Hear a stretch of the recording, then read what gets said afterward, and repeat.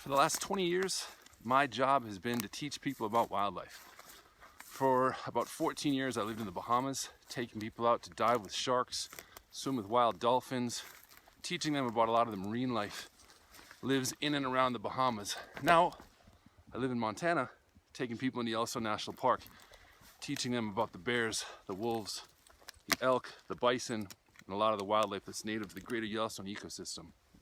Over the years, you start to hear a lot of the same questions over and over again, which I don't mind. I like that people are curious about this stuff and they want to learn more about the animals that we share the landscape with.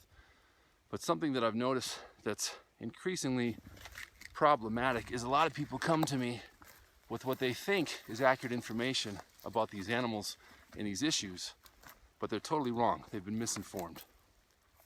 There's nothing wrong with not knowing. There's nothing wrong with being ignorant. Everyone's ignorant about a few things, at least. The problem is when people have been misinformed, it becomes increasingly difficult to convince them that the information they have is bad and convince them of the truth, especially when we're dealing with conservation issues. Right now, there's a major conservation issue that's unfolding out west here, and that is the proposal to reintroduce wolves into the state of Colorado.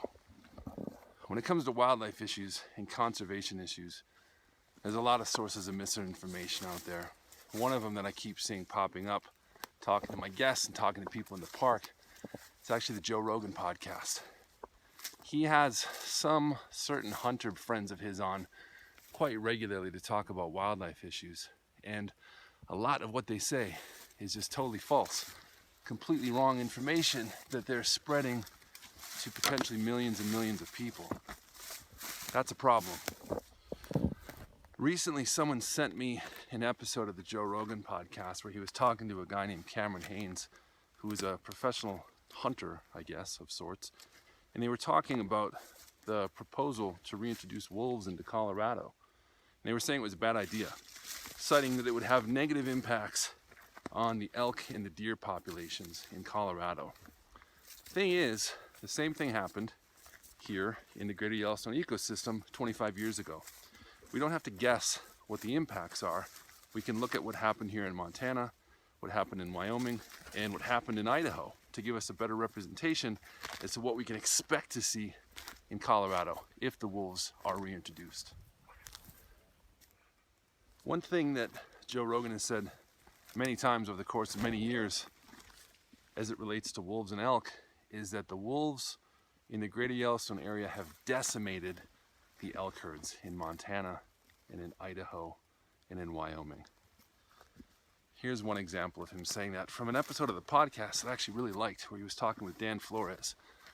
Good luck getting cooperation from people in Montana. They're still stinging from the wolves being introduced into Yellowstone, the decimation of the elk population and all the other livestock issues that they've had there. Yeah, so they argue at least. Yeah. When Cameron Hanes was on recently, he basically echoed that same sentiment, saying that the wolves would wipe out the elk and the deer in Colorado. Here's him saying that. They're trying to reintroduce wolves to Colorado. Oh God, don't. You know about all that? Yeah, that's ridiculous. You think that's ridiculous? Yeah, and then the wolves are killing all the deer and elk. Yeah, that's not going to work. So, according to Joe Rogan, the elk have been decimated. And according to Cameron Hanes, if we bring wolves back into Colorado, they will wipe out all the deer and all the elk. Luckily for us, we don't have to take their word for it. The states keep track of this stuff, you guys. Elk are hugely valuable out here. Elk hunting is a big industry. The state takes this very seriously and they keep track of the elk populations out west. So we can look up what has happened to the elk populations in Montana and Wyoming and Idaho over the last 25 years that wolves have been on the landscape. So that's what I did. So we'll use 1995 as our starting point. That's when wolves were first brought back to the area. They were still largely contained into the park at that time, having a pretty minimal impact outside of the park, but they were here. So we'll use that as our starting point. These are numbers coming from the state's wildlife and game offices. You can look these numbers up. So here in Montana in 1995, there was 109,500 elk. Almost 25 years later, 2019, there are now 134,557 elk. For those of you that are not math whizzes, there's more now than there was before. Maybe Montana is an anomaly though, so let's see what's happening in Wyoming. In 1995 in Wyoming, there was 103,448 elk in that state. Almost 25 years later, with wolves on the landscape, in 2018, there are now 110,300 elk in the state. Again, just like in Montana, there's more now. There is a third state that makes up this ecosystem, and that's Idaho. Idaho also had wolves reintroduced into the central part of the state in the mid-1990s as well. So in 1995, in Idaho, there was 112,333 elk in that state. Almost 25 years later, 2018, there's now 120,000 elk in the state of Idaho. Wolves have not decimated the elk out here. Not only is that wrong, it is the opposite of the truth. There is more elk after 25 years of wolves living and hunting on this landscape. You do not have to take my word for it though. There's a lot of people out there that know a lot more than I do about these subjects. And luckily for us in 2020, we have access to their studies and their data and their information. Earlier this summer, National Geographic published an article on exactly this topic titled 25 Years After Returning to Yellowstone, Wolves Have Helped Stabilize the Ecosystem. You can look that up online for free. And the great thing about National Geographic articles online is when they reference a study, they usually put a link to that study in the article. Another great resource regarding wildlife and issues in and around Yellowstone is a publication called Yellowstone Science, which again is totally free and available online. There is numerous issues out there that you can look at that talk about the impact that the wolves have had on the landscape and the impact that the wolves have had on our elk populations out here. The U.S. Fish and Wildlife website also has good information on this subject. If you go to the U.S. Fish and Wildlife webpage, they have a page dedicated to the gray wolf. If you go to the background information page and then click on frequently asked questions, they specifically address this exact issue.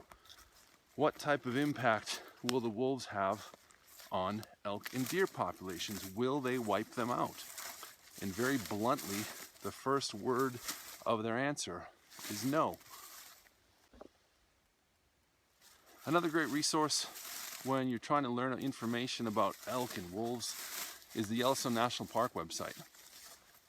If you go to the Yellowstone page, click on Learn About the Park, scroll down to Nature, then scroll down to Wildlife, then scroll down to Mammals, you can read about the wolves and the elk and their relationship in the park and their relationship on the landscape outside of the park. There's also a Q&A tab where you can hear the lead wolf biologist, who is also the lead elk biologist, talk about a lot of these myths and misunderstandings that Joe Rogan and his hunting buddies seem to perpetuate so often online. And just to be clear, just because there's now more elk in Montana, in Wyoming, and Idaho, doesn't necessarily mean there's going to be more elk in Colorado, but it also doesn't necessarily mean that there's going to be less. Elk are not going to be decimated by the wolves. Deer are not going to be wiped out by the wolves. That's just not how nature works. A lot of professional hunters are opposed to predator reintroduction programs. And in a bizarre coincidence, PETA is also opposed to predator reintroduction programs. All of these people are wrong. They're advocating for a less natural, less healthy ecosystem. It's the last thing we need to be advocating for right now. So if you live in Colorado or any other state that proposes reintroducing predators to the landscape. Look at what happened here. Look at what happened in the greater Yellowstone area. You don't need to guess. You don't need to assume. And you don't need to listen to people that have no idea what the fuck they're talking about.